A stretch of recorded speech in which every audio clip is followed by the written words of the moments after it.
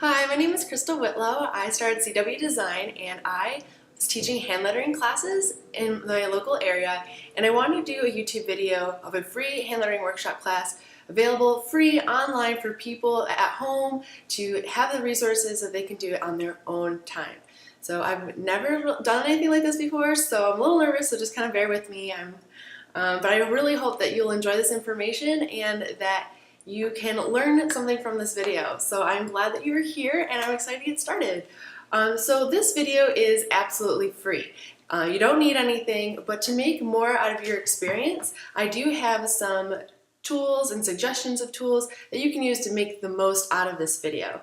And just a little disclaimer, my cat is running around my apartment very energetically, so if you hear some scratching or jumping or whatever, that's just my kitty playing on her cat tree. She might appear in the video at some point. So, all of the resources that you could use are linked below, and at the beginning there are some of my resources that I made for my hand lettering workshop classes. This class is going to be going through my hand lettering workbook that I made.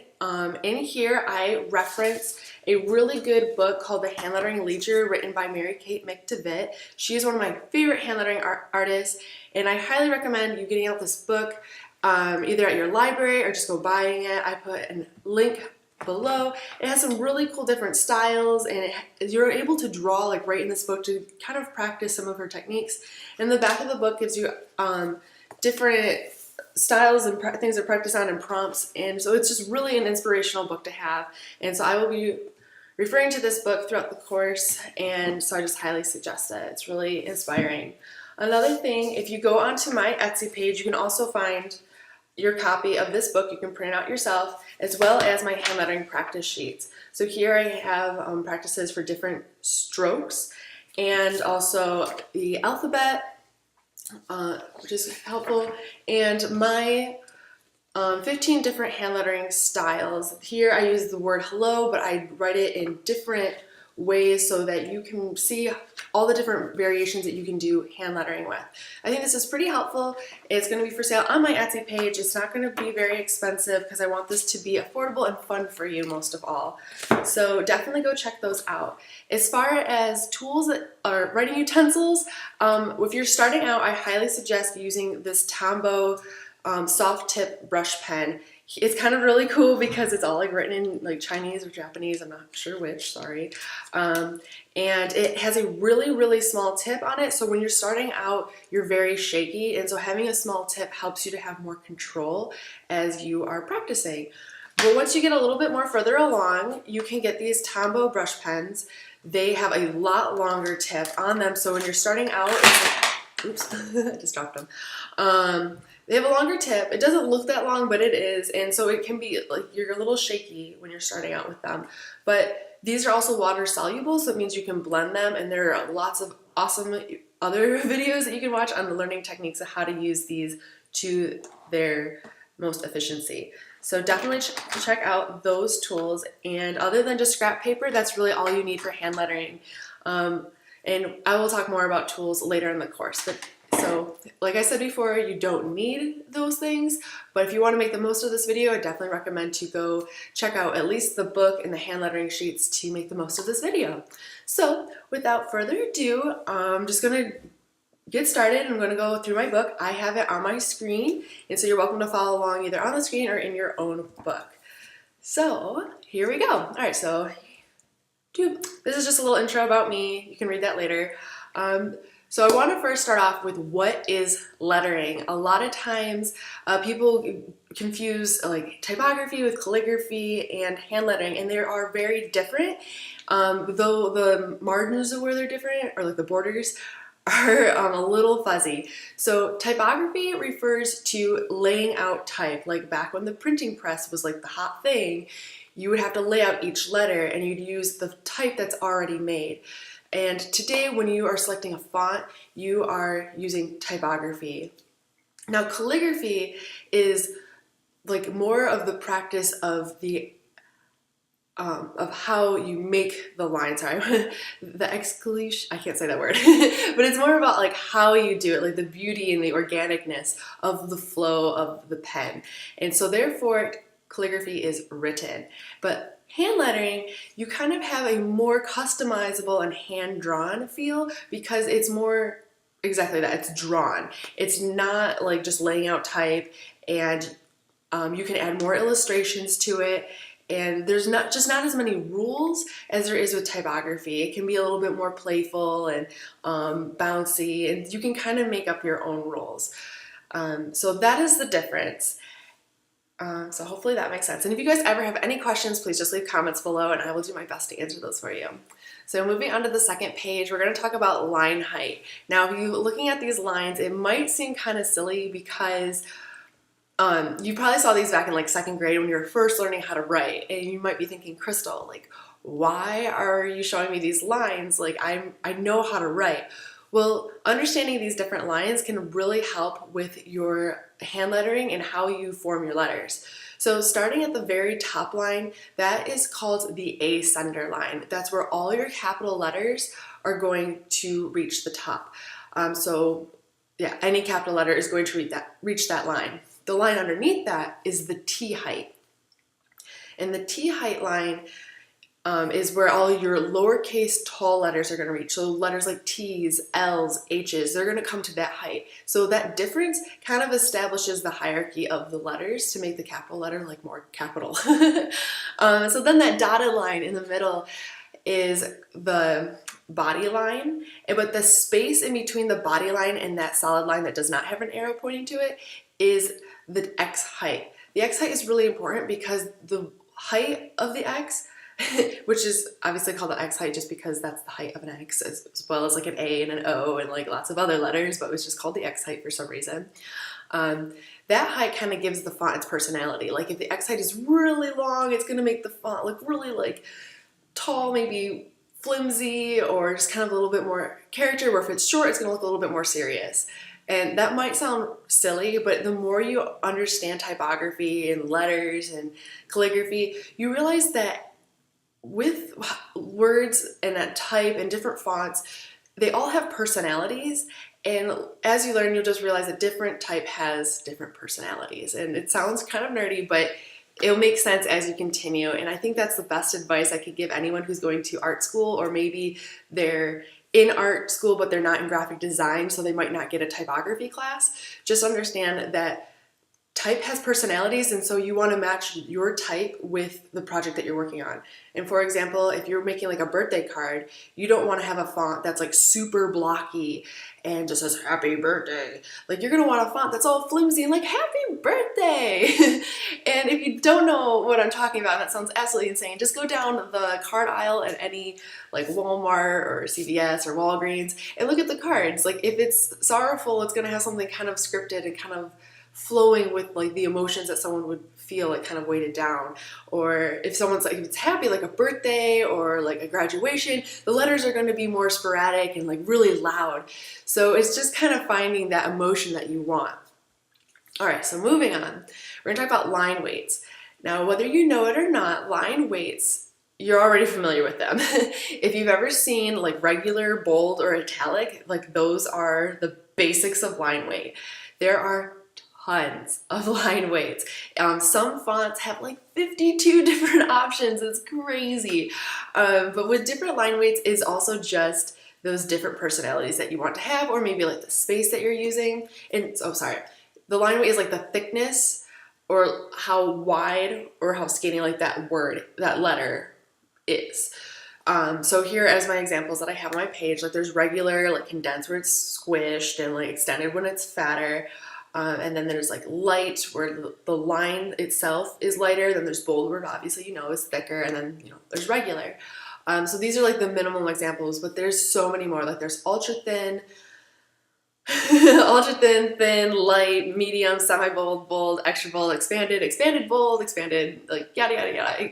There's a lot, and it's pretty fun. And the fonts that come together in like those packages and those different line weights are called font families. Those fonts are made to look good together, kind of like you do with your family, because you all look kind of similar, but you're all kind of different too. So same idea when you're talking about font families.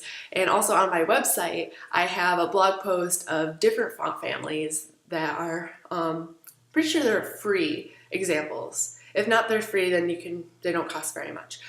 So you can go check that out later if you have time.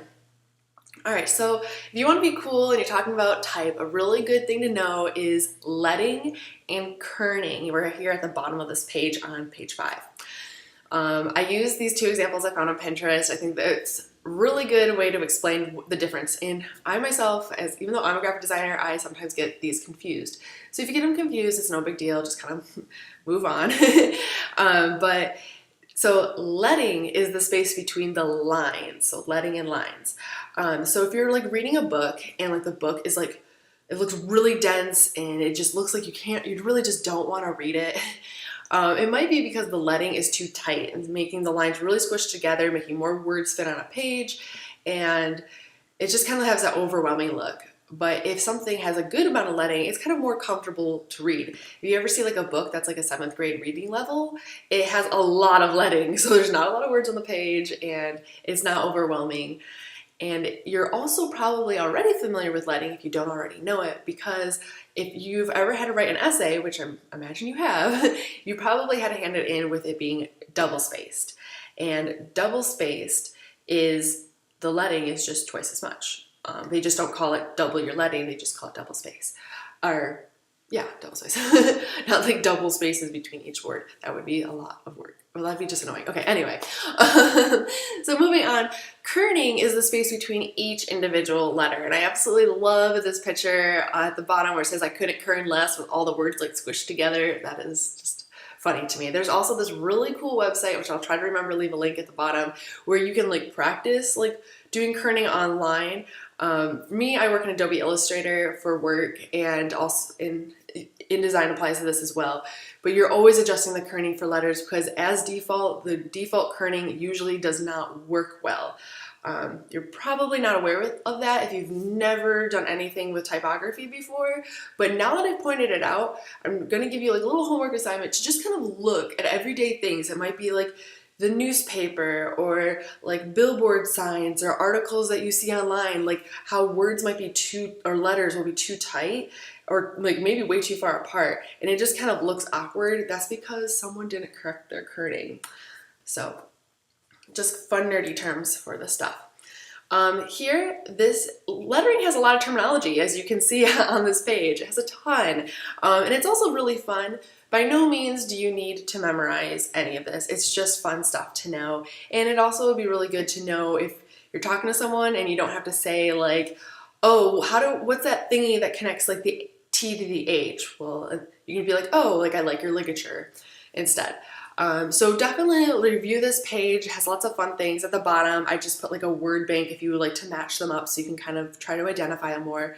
This, I do not want to take any credit for this. It does come from this book, which is super great information. So I just had to share it because I just thought this was really cool, because before I got this really fun book, I didn't even know these things existed. Like I didn't know the dot of an I was called a tittle, and like the part that hooks out on the R is an ear. It's actually kind of like lettering anatomy if you think of it, because there's like spines and foots and other stuff. So it's just there for pure enjoyment. Alrighty. Alright, so to get good at hand lettering, it's always good to stay inspired. Here I have a list of some of my favorite hand lettering artists. Like these people are just really inspirational. Like I've said, I already have Mary Kate McDevitt on there. The first one, Dawn Nicole.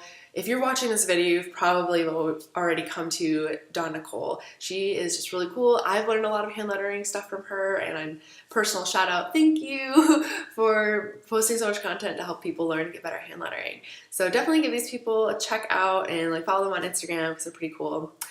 And all right, so moving to the next page, on page 9, here I have the right equipment. And as I've already said in the beginning, the right equipment or the best tools are the ones you already have. I've seen people use really fancy brush pens to Crayola markers. So don't feel like you're being held back to proceed in your hand lettering awesomeness just because you can't afford to get like fancy brush pens. Like this brush pen, this Tombow one, maybe costs like $5-ish in bulk if you bought it on Amazon. So it's not like terrible, but like if you're a college student or you know like you're busy family, like I get it. Like sometimes you just don't have money to splurge. But if that's the case, like go use like a regular crayon. Like, don't let the tools stop you. So just use what you have. But here I have a list of other things that you can use, such as a compass or felt markers, Fiber Castle markers. It's felt markers have a little tip that are really, really tiny, and scrapbook paper, and also grid paper is helpful too for just like practicing. But yeah. Okay, so here I'm encouraging you to just get started. I know I haven't taught you anything yet, but the best way to make progress is just to go for it. So here I say, like, make yourself, like, challenge yourself to do like a 30-day challenge. There's a ton of them on Facebook or on Pinterest, and I give you a bunch of hashtags that you can use so you can post your work, because when you're posting your work online, it's more encouraging to get feedback and see people like it, and then you're like, oh wow, people liked it, like, I'm gonna do this again. And I know that sounds like super dumb, but that's what we all do. And so just kind of put your stuff out there, whether it sucks, like, just keep going. It will get better, and you'll be encouraged by other people liking it as well. And people will like it. Like, and if someone's mean, then they don't have anything better else to do. Yeah. So yeah. So moving on. With hand lettering, you are also freely able to put in your own drawings and doodles as well. Here I give some examples of pretty banners that you can use. Wreaths are also really popular to put in with your lettering words. But if you're not really a fan of drawing, you can also use scrapbook supplies. You can go into the craft store, and there's like those giant aisles of all these stickers and who knows what, and you can use those ways to kind of jazz up your designs if you like making cards or just like something decorative for your home. So yeah, like, there's lots of different things to do if you don't like drawing. Alright, so I absolutely love this image. It says, if you're making mistakes, it means you're out there doing something. And I am so a supporter of that. Like, when I started, I would make spelling mistakes, I would run out of space on my page, but even though I was constantly messing up, I was making small steps to getting better. So it's okay if you feel like you're like, I'm not good enough, or I'm not gonna get this. Like, you just have to try. So be motivated, take the first step, and just keep applying yourself and keep working at it. Like, it will get better, and so just make the most of making mistakes if that's possible. All right, so here on page 13, I have a list of free fonts that are helpful to use as resources. All these fonts, like I mentioned, and they're free. So if you just Google like bakery font free download or whatever, like, it'll pop up, and then you can get it. And what I mean is that you can emulate these fonts, meaning that you can like look at them, see how they make their letters and how it's different from how you've maybe seen them before, and then try applying that style to your own. And like, by no means is that illegal. Like, you're allowed to get inspiration from other resources, and so looking at different fonts can be really inspiring. And it sounds kind of nerdy now that I think about it, but it's really fun. Okay, sorry, I was thirsty. So, as I just mentioned, you can use different fonts for references. I really encourage people to use the font Magnolia Sky. I absolutely love this font. I think it's really pretty, and I think it's perfect for learning hand lettering because of how it drastically contrasts the difference between upstrokes and downstrokes, and I'll explain why that's important a little bit later. Right now, on page 15, I want to talk about different font styles. So whether you're familiar with these or not, there are different types of fonts, and there's more than just the 4 that I listed here, but these are just like the basics.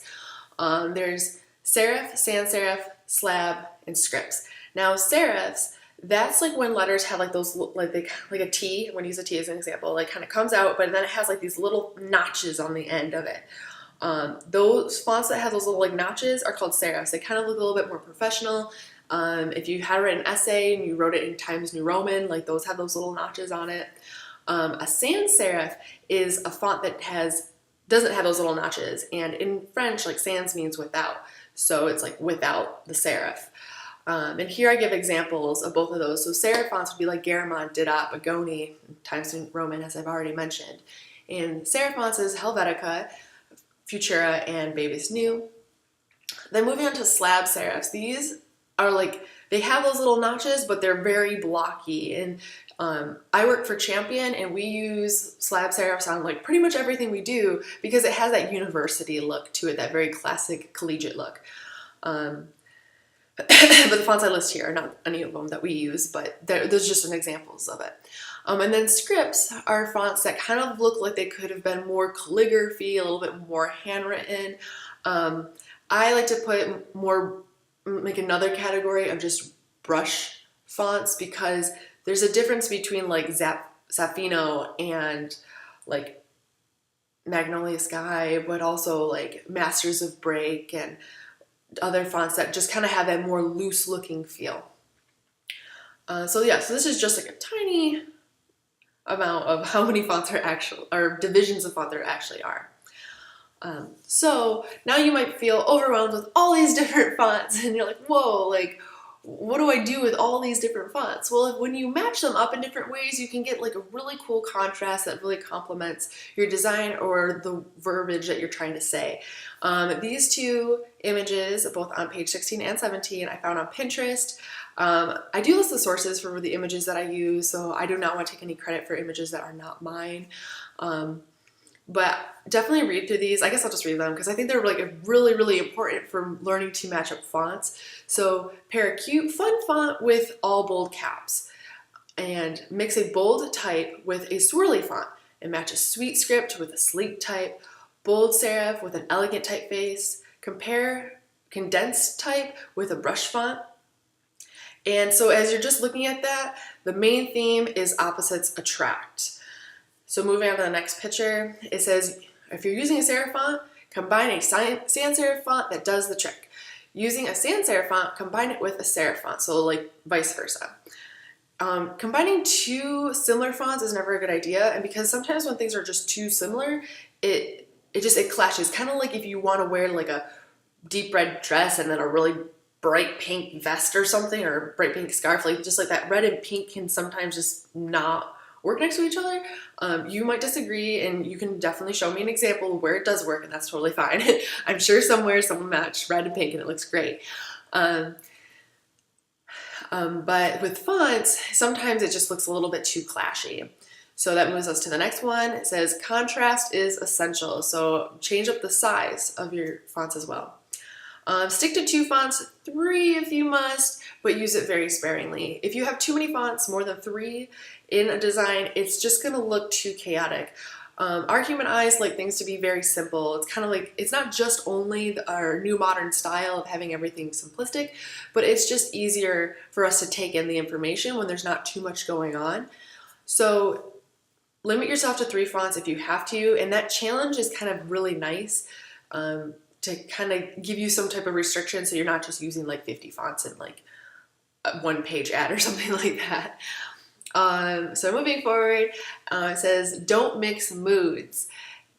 That might sound kind of odd, and what does that mean? But if I explain, the first font is like a Jurassic Park font, where underneath it, where it says mixed, it says, sorry, it doesn't say, but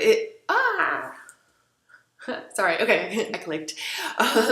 The mix kind of looks like kind of sci-fi, and so like you got dinosaurs and sci-fi, like really doesn't make much sense. And then underneath it, it's very like a handwritten look. So it's kind of like I don't know what you're going for, because it's like these 2 different genres of stuff. So keep your genre within the same like time period, and if that is like super confusing too, like you'll get it in time. Like it all comes together with just practice. So combine fonts of complementary moods, which I kind of like just said, and then keep it simple. Use different weights of the same font families, and I mentioned that before. And then combine the similar font eras, as I've also just mentioned. And then I love this last block where it says, please, for the sake of everything that's holy, never use these fonts. And the fonts that it's written in is the ones that say never to use. And so let's get into fonts that you should never ever use. So first, Comic Sans. Absolutely second, Papyrus, Felt Marker, Curlies, Impact, Brush Script, Courier, Times New Roman, Trigun, Arial, and Braille Hand are my top fonts that you should never ever use. And the reason why you don't want to use them is because they all had a purpose that is no longer relevant, or it doesn't match the style of what you're probably doing, and mostly like they're overused, they're so overused, and so therefore if you're using them, it shows that you really don't have any variety and that you're kind of boring. And before I hurt your feelings, I understand that maybe some of these are, like I know like some schools might use Trigan as like their official font. They've probably been using it since like the 1800s, so I understand why you might use that font. But like Comic Sans was used for comic books. It's not made for elementary classrooms. It's not made for your fun newsletters. It's not made for your business cards. It's made for comic books, and that's it. So please don't use Comic Sans, and equally, do not use papyrus. Papyrus was made to emulate the look of how Egyptians would write on papyrus scrolls. If you're trying to make a design where you want your project to look like it's written on a papyrus scroll, that's the only time you use papyrus. And I really hope even then you can find a better font to use, because papyrus is on it's on all like beauty products, well not all of them, but it's a way overused. It's on beauty products and tanning salons and hairdressers, newsletters. I don't know. It's on everything, and it's so sad. And this probably just sounds like an insanely nerdy exaggeration. I will try to remember to link a video below of a Saturday Night Live skit that emphasizes like how graphic designers really don't like you using papyrus. So yeah, it's kind of fun stuff for you. Alrighty, so moving forward, as you are continuing doing hand lettering and you're getting awesome, be sure to share your work, but never feel like you have to share just the finished product. People love to see like you making it in action. So like a 10-second, like a little video clip of you making your strokes, or show people the tools that you use and how you find inspiration or inspiration for different color palettes. Just sharing these things kind of make you more excited, and it makes you explore more. And it kind of, if you're wanting to build a following or maybe sell some of your designs, showing your audience stuff like this will help people be more engaged with you and your design process.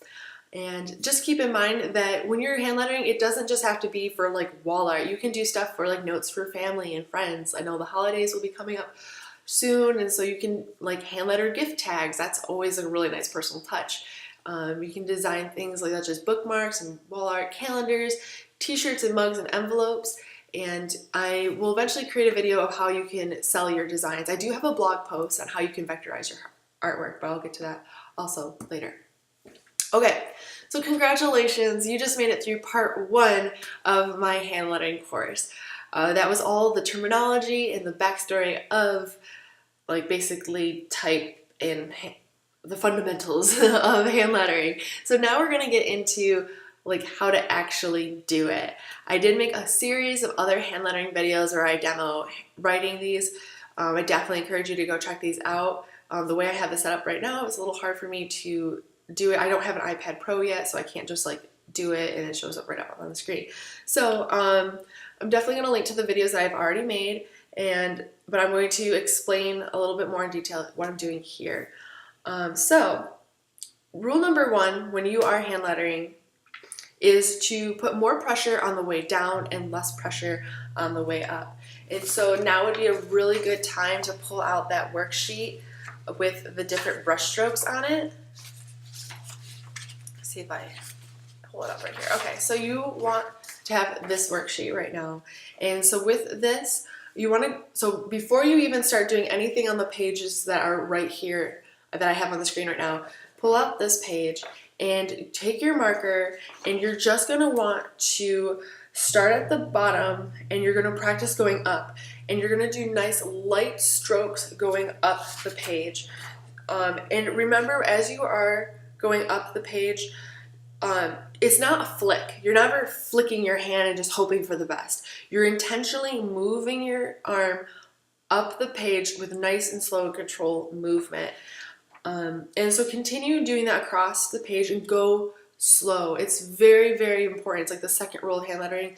The slower you go, the better, because you want to be intentional about how you make your lines. You might see videos on like Instagram or on YouTube of people hand lettering and it looks like they're doing it super fast.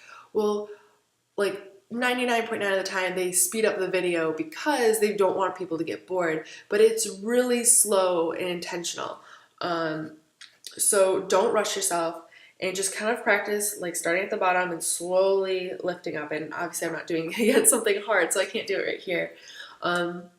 So as you get across and you're feeling somewhat okay with that, then start here, start on the second line, and then you're going to work on going down. And as you go down, you're going to be applying more pressure. Don't worry about breaking your pen. Your pen is made to handle it.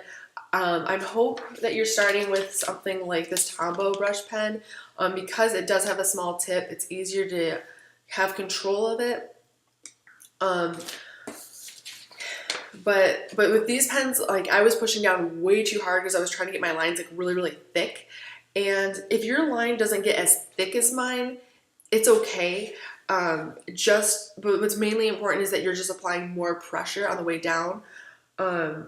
Yeah. And as you're going across, what you're doing is you're building the muscle memory of thin up, thick down, more pressure up, light pressure up, more pressure down. So moving along this practice sheet, you're going to alternate and kind of gearing your mind to understand, go up is light, down is hard.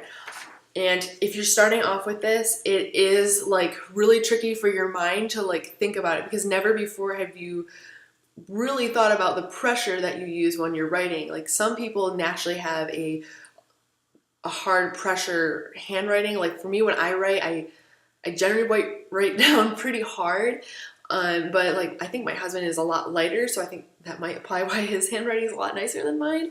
And oh, that's another point I should mention. Like you don't need to have good handwriting to do this, because it's kind of like just learning a whole new skill in general. So if you have terrible handwriting, I don't want you to be like, well, obviously I can't do this, my handwriting's terrible. You are completely capable of doing this.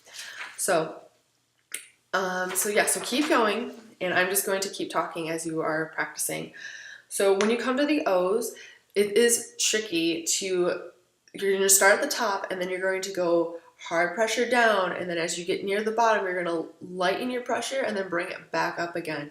It's very small movements, but just take your time and don't rush. And practice that. You might feel that it's easier to go like do hard pressure down one way and then another way, but like even though it might feel better to do it some way and now, do it the right way and don't build bad habits. Sorry, I keep saying I will try to stop. So I'm going to continue moving on. You're welcome to pause this video now and to continue practicing with this sheet. Or you can just save this for later and finish watching the video. So here I have the word written out beautiful. I have like little lines where it shows that I'm going up light and down hard. So you can practice going over the word beautiful, or you can try doing it yourself with the lines below. Now recognize that these are the lines that I had in the very beginning, where I have like the ascender and the descender and the X height. Now if your letters don't fit within these, it's okay. Like for me, my examples, like my B went way over the ascender line, and that's okay. Like think of these lines more as guidelines and not like restrictions. Like it's not like where you're driving a road and you have to stay between those lines. You're allowed to be a rebel and go out of the lines. It's not like coloring either. So it's totally fine.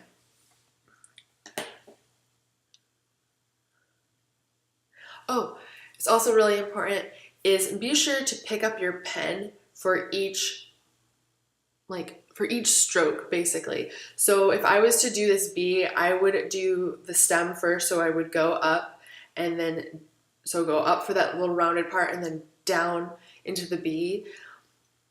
And then I would pick up my pen and then I would start again where the stem attaches to the bubbly part. Sorry, sorry this is like really complicated. Oh, I can use my cursor, I'm sorry. So, okay, so I'm gonna go up, if you can see my little hand on the screen. I'm gonna go up the stem part and then I'm gonna go down here. We're applying thick pressure here. And then I'm going to pick up my pen and then I'm going to start right here. I'm going to do light pressure as I'm going up and then thick pressure as I'm going down. And then I'm going to start going up again. So I'm going to do light pressure here and then into the E and then I'm going to pick up. So in addition to going really slow, you are highly encouraged to pick up your pen. It's not like cursive writing where you've also probably learned in grade school, where you have to continuously go and then you cross your T's and dot your I's when you're all done. It's not like that. So you are encouraged to pick up your pen with each stroke that you do. So I'd also pick up there and then I would start at the middle of the E, bring it around and thick going down. So you're using the same idea as like when you're learning cursive, where you start and where you stop, but you're just picking up a lot more. So definitely practice that. And you're probably like, oh my goodness, Crystal, like this looks terrible. And you know what? That's awesome. I'm glad it looks terrible because that means you're started and you're going to get so much better from here. So it's a good thing. So moving on, I'm going to teach you a little bit about cheater calligraphy. And just because it's called cheater calligraphy doesn't mean that it's a bad or you're not allowed to do it. When I first started off doing hand lettering, I did cheater calligraphy only, and it helped me learn a lot and it helped me get the brush lettering part better. Because I understood more of the down and the up. So I'm going to do my best to explain this to you on the screen. So here I have the word inspired and it's already like filled in. So follow my cursor, hopefully you can see it okay, to understand how to do this. So when you're doing cheater calligraphy, you're going to write the word just how you normally would, like in cursive basically. So I would go down this I and like, so unlike cursive, you're going to pick up your pen again. So you go down the I, pick up, go down the N, then make this little part of the N, then pick up, and then go down the S. You can connect the S to the P here. I didn't. Then you're gonna go down, loop that around. So you're just going to trace, just write it how you normally would in cursive, connecting the letters as you wish. Then, so now you pretend like the word inspire is there. And so then for the cheater part, you're just going to go back to the letter and you're just going to thicken up the right side of every downstroke. I'm going to say that again because that might be confusing. Just go down the right side of every downstroke, just making it thicker. So therefore now if you did that, it's going to look just how I have it on the screen. So now it's thicker and then you can go through and you can just fill in. So you'd fill in like the bubbly part and it would look just like the calligraphy or just like the brush lettering. I know it might sound kind of silly. I'm sorry if that doesn't make sense. If that was really like terrible on how I just explained that, I can make another video or I can link to another video that does a better job explaining that. But definitely try it in the lines I provided below. So with cheater calligraphy, it gives you an opportunity to do different types of design within the letters. Because that space is open, you can like fill it in halfway or maybe add zigzags or dots or maybe just add a line in the inside just to give it more of a decorative look. Whether you fill it in or not, you can also add embellishments by adding like a shadow line to the right side of every letter or just add a shadow, just like trace over it with another color. Of all the letters on the right side of it. You can do the left side too, it doesn't matter. Or you can just trace it out instead of using a line, you could do dots or just like little dash lines. So these are just different ways that you can think of to make your designs more creative. So now I just want to touch on bounce lettering and just let you know we're almost done with this, so you're almost through. Bounce lettering is when the letters, so you remember how we had we had our X height and then we had that baseline. Well, so the letters are going to kind of dance around the baseline. So like here, for example, I have my H and it's definitely below the baseline, and then it kind of comes up with that E sitting right on it, just how it should be. But this L is kind of like, nah, not today, and this L is like, absolutely not, and then the O is kind of getting there. So just with that kind of like swooshy motion is bounce lettering. When I first started, my letters were like really kind of wacky, and my best suggestion to make your bounce lettering look the best is to just have balance with how many letters you have up and how many letters you have down. It doesn't necessarily need to be in a pattern of like, okay, well, this letter's gonna be below the baseline, this letter's gonna be above, this one's gonna be on it, and I'm just gonna repeat that because it might be too predictable. So it's allowed to be random, but as long as there's balance, it'll still be pleasing to look at. So you can definitely practice more bounce lettering on the lines that I provided here. And then moving to the rounded letters, super helpful hint. I had this problem when I was in like 3rd grade. I had to make a poster for something, and if a letter is rounded on the top, and if you make it the same exact size as a letter that isn't rounded, for some reason that rounded letter is going to look smaller, and I do not know why. It's like an optical illusion. So by making letters like O's, R's, D's, C's, that all have like a rounded top, a little bit bigger, or like extend over the ascender and descender or baseline, it makes it a little bit more balanced. And here I also use this reference from the Hand Lettering Leader book of how like the O goes over those lines, and also the R compared to the V and the E. Though I guess that V does go over a little bit. All right, so now here's just some more helpful tips and tricks to make your hand lettering life a little bit easier. When you're doing vertical lines, the vertical line should be thick and the horizontal line should be thinner. And here I give some examples. So you're looking at, I like to use the H because I feel like that one demonstrates it the best. You have those vertical lines of the legs of the H, or the 2 strong sides, like those are thicker. If you're looking at the H underneath, right here, for some reason it just looks funny, like that with that connecting bar in between the H being so thick, it almost looks like it's heavy and the H is gonna break, and that middle part's gonna fall down and it's all gonna collapse, and then your H is just gonna be so sad. So helpful hint, keep your vertical lines thick and your horizontal lines thin. Of course, there's probably always gonna be exceptions to the rule, but that's a good rule. When you're doing letters that have zigzaggities and then like W's and M's and N's, alternate the thickness of the strokes. So using the example here, if you're looking at this W, I first go down and it's thick, and then I go up and it's thin, and then it's down and it's thick, and then it's up and it's supposed to be thin. So that's like the correct way. If you look at the one underneath, you can see how this W is thick and then it's thin, and then it's thick again. That looks kind of funny because like it just looks like the sides are just so heavy that it's just gonna snap. It doesn't look balanced. So that's why we don't really like looking at that. And of course there's gonna be times where that does work just fine, but as a general rule, it looks kind of silly. And I absolutely love this little tip, and I love telling people about it. A W is not an upside down M, and this is why. Alternate strokes of a W are parallel, where no 2 strokes of an M are parallel. We'll let that sink in. Like my mind was blown. I was like, yes, that's it. Because I always knew it wasn't, but I never knew why.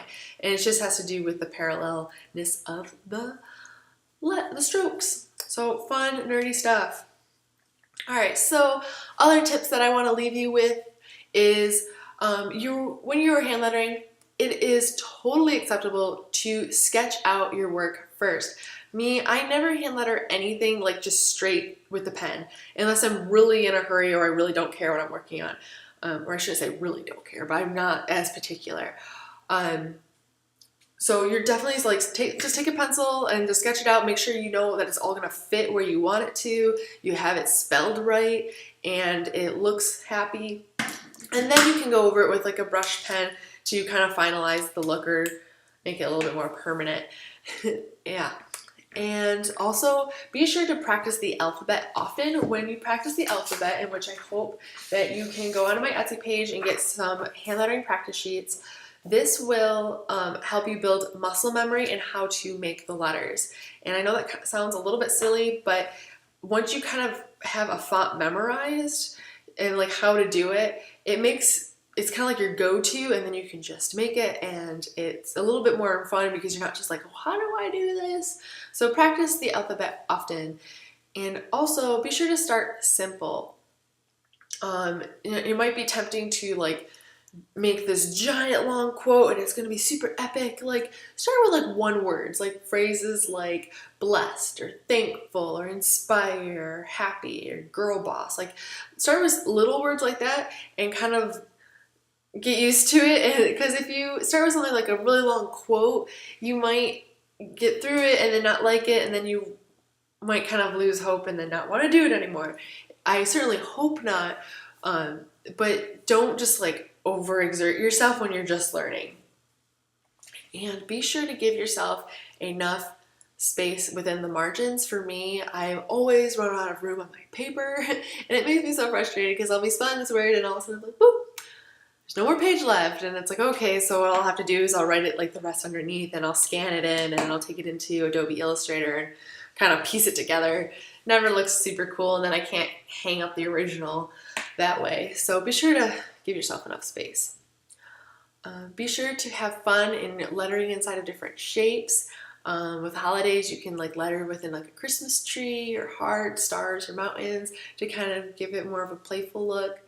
And also play with like the borders, as we touched on before, like adding like maybe basic shapes around it, or like outlining it, or playing with swirly things.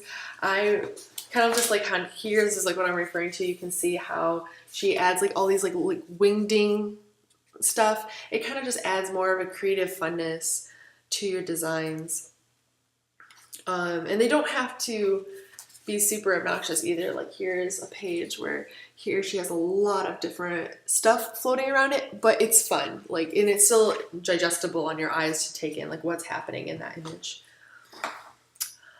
Yeah.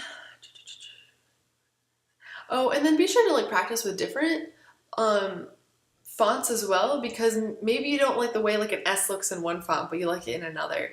So just, give yourself opportunities to try different styles. And then on page 29, I give a really quick outline on how to vectorize your artwork. Say if you made something and you want to have it now on like a t-shirt, or you want to sell it like on a mug, here's an example of how to do that. And I have a blog post on my website about how to vectorize your art, which is a lot more detailed and it has pictures than what I give right here. So I definitely recommend to go to my blog to get a better version of how to vectorize your art. And basically the reason why you vectorize it is so you can sell it, you can change up the colors, you can fix any mistakes that you made, like spelling mistakes, and you can add more design elements and lots more stuff. And then the back of the book, I just give practice sheets, and that's it. That's all I have for you. So that is my hand lettering workshop right there. So that's just the beginning. So now you kind of have the basics, and so you can get started to make more awesome stuff. So I super hope that this was helpful for you. I know it might not be super clear yet on like how to do everything, but a lot of it is just practice. Like get those hand lettering sheets and just go for it. So I just kind of want to give a shout out again. Like once you go through the practice sheets and of the brush lettering, check out these on my Etsy page. It's different ways that you can style letters that aren't necessarily brush lettering. So kind of just playing with different styles. Like here, this is basics, like having something skinny, tall. Notice on the tall, it has a high X height. Something that's wide, thick, but then it continues to go on with words that are like short, maybe on a path, and play with the different sizing of each individual letters, negative space, adding serifs, adding like a 3D elements, playing with the arrangement of it, and adding patterns within your designs. And yeah, so then there's more after that. So I'd love to get your feedback. Hopefully there's positive vibes with this video. I'm really glad I could get this out there for you. I've been wanting to do it for a while. And let me know if you have any questions. And come visit me on my website at www.cwdesign.studio. And please, I would love if you came and visited my Etsy page. In addition to these hand lettering tools, I sell pattern designs on leggings as well as other merchandise as well. It's been really fun and watching that grow, so please come visit me over there too. All right, well, ta-ta for now. Have fun lettering. Bye.